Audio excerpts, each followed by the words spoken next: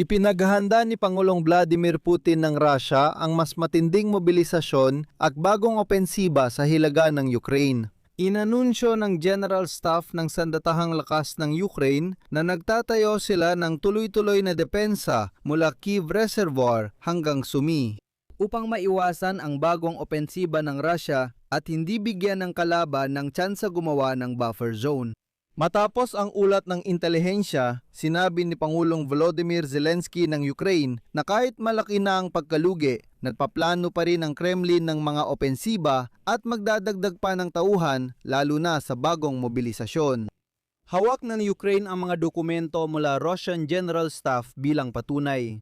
Bilang karagdagan dito, nalaman ng pangunahing tanggapan ng intelihensya ng Ministry ng Depensa ng Ukraine ang mga plano ng hukbong Ruso na magmobilisa ng ilang 10,000 dayuhan at migrante sa loob ng isang taon. Ako si Alexei Pichi. Pag-usapan natin ang paksang ito ng sabay-sabay. Pero bago tayo magsimula, hinihiling ko na mag-subscribe kayo sa channel na ito, i-like ang episode at mag-iwan ng kahit anong komento sa video na ito. Mag-subscribe rin kayo sa aking Telegram channel na Pichi News. Nasa video description ang link. Kaya sisimulan ko ang episode sa isang di inaasahang balita tungkol dito.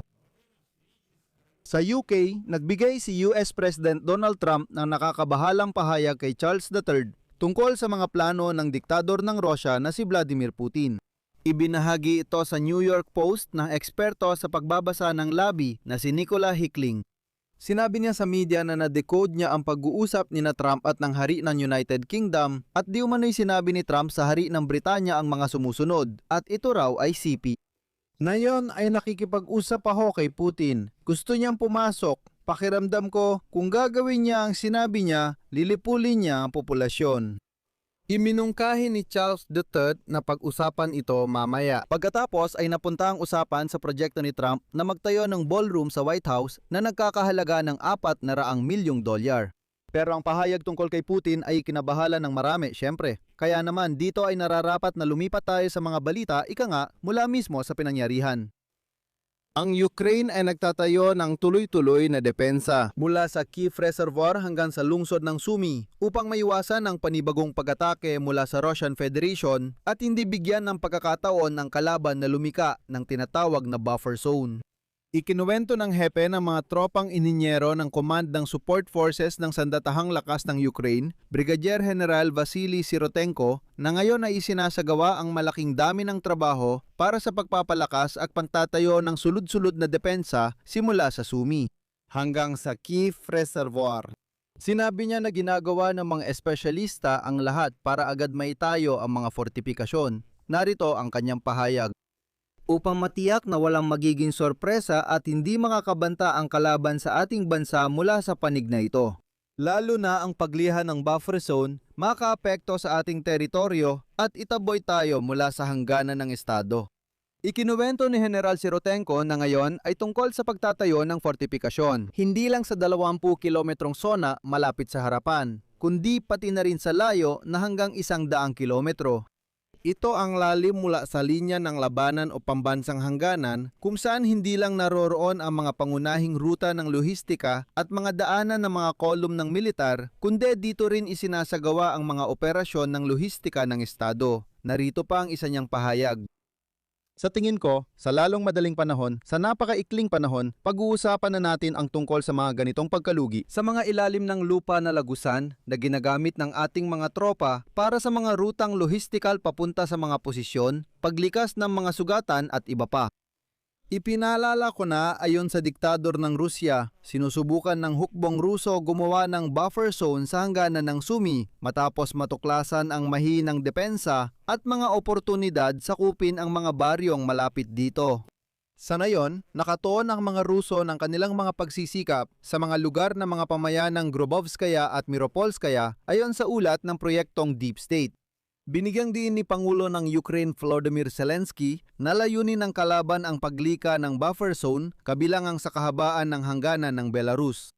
Kaya naghahanda ng mga fortifikasyon ang Sandatahang Lakas ng Ukraine mula Kyiv hanggang Sumy. May lumalabas ding nakakabahalang senyales. Sa kabila ng malalaking pagkalugi, nagpaplano ang Kremlin ng mga opensiba at naghahanda ring mag-recruit. Mas maraming tauhan, partikular sa pamamagitan ng mobilisasyon. May hawak ang Ukraine ng mga dokumento mula sa Russian General Staff na nagpapatunay nito. Ipinahayag ito ni Pangulong Volodymyr Zelensky ng Ukraine matapos makipagpulong kay Oleg Ivashenko, pinuno ng pangunahing tanggapan ng intelihensya. Ayon sa kanya, kinikilala ng General Staff ng Russia sa kanilang mga dokumento ang kawalang kakayahan nilang tuparin ang utos ng kanilang pamunuan. Sabi niya, kailangan pa niya ng mas maraming tauhang itatapon sa labanan. Susunod ay isang sipi. Timitiyak ng mga puwersa ng depensa ng Ukraine ang pagsira sa kakayahang umatake ng hukbong Ruso at ang bilang ng hindi na mababawi na pagkawala ng mga mananakop ay nasa halos 60% na ng kabuuang pagkawala. Kaya, tungkulin ng Ukraine ang patuloy na pagtaas ng hindi na mababawi na pagkawala ng mga mananakop, pagpapalakas ng paggamit ng mga drone sa unahan, at pagpapalawak ng mga pag-atakeng malayuan sa paggawa ng armas ng Russia at industriya ng langis. Ito ang mga pag-atakeng yon na kasalukuyang tumatama sa Tuapse sa Krasnodar Krai na nagdulot na ng isang ekolohikal na sakuna doon.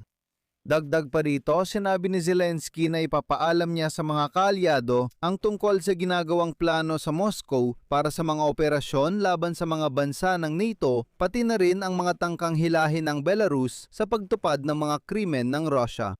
Bilang dagdag sa pangunahing opisina ng intelihensya. Звідки Міністерства оборони Dagdag pa rito, nalaman nila ang plano ng hukbong Ruso na magmobilisa ng hanggang 20,000 dayuhan at migrante sa loob ng taong 2026. Partikular, ang tanggapan ng mobilisasyon ng Russian General Staff at ang serbisyo para sa mga usapin ng pagkamamamayan at pagrerehistro ng mga dayuhan ay tinukoy ang bilang ng mga dayuhan na may edad 18 hanggang 60 sa lahat ng federal na distrito. Sa tingin ko, malinaw naman kung bakit nila ito ginagawa. Ang mga tanggapan ng militar sa Russian Federation ay nakatanggap ng plano para sa pagre-recruit ng mga dayuhan mula 0.5 hanggang 3.5% sa kontrata sa pamamagitan ng 97 na mga sentro ng pagpili. Nakikita ng militar ng Russian Federation ang pangunahing mapagkukunan para sa mobilisasyon sa mga taong mula sa Uzbekistan, Tajikistan at mga bansa sa Gitnang Asya, lalo na sa Kyrgyzstan. Isinasagawa rin ang panghihikayat sa mga mamamayan ng Bangladesh, Sudan, Chad at mga bansa sa Afrika at Asya. Ayon sa paniktik ng Ukraine, bilang pangunahing motibasyon, iniaalok sa mga dayuhan ang malaking pinansyal na suporta, mga benepisyo at pagkamamamayang Ruso. Kapag hindi umepekto ang pribilehiyo sa potensyal na biktima ng mobilisasyon, ginagamit ang pananakot, panggigipit at pamimilit karaniwan na ito.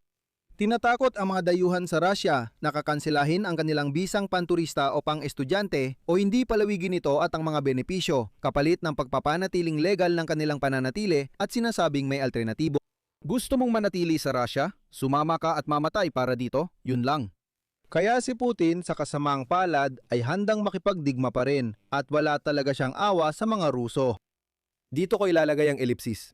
Isulat ninyo ang inyong opinyon at mga konklusyon sa mga komento sa ilalim ng episode na ito. Mag-subscribe kayo sa channel, pindutin ang kampanilya at huwag kalimutang mag-like. Kung nais ninyong suportahan ang YouTube channel na ito, maaari kayong mag-donate gamit ang mga link sa description. Sa video na ito o gamit ang QR code na nasa inyong mga screen. Yun lang po, ingatan ninyo ang inyong sarili. Paalam sa lahat.